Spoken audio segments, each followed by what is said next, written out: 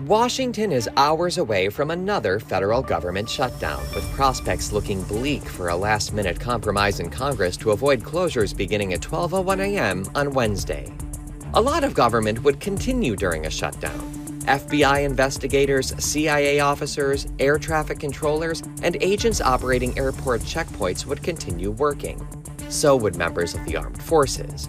But they wouldn't get paid until a lapse in federal funding ends. Most operations concerning Veterans Affairs would also continue, such as healthcare and the distribution of benefits. However, other agencies will be more directly affected. Some agencies have recently updated shutdown plans on their websites. Others still have plans that were last updated months or years ago. Here's what some of those plans say.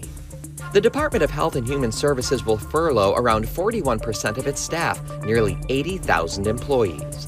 The Centers for Disease Control and Prevention will continue monitoring for disease outbreaks, but CDC communications to the public will be hampered, and the National Institutes of Health will not admit new patients to the clinical center, except for those whom it is medically necessary. The Department of Education will furlough nearly 1,500 employees, excluding federal student aid workers. The National Park Services will close all parks with facilities or areas inaccessible during non-business hours.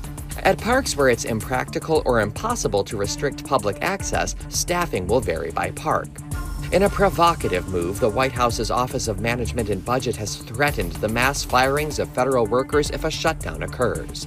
That'd be a much more aggressive step than in previous shutdowns, when furloughed federal workers returned to their jobs once Congress approved government spending.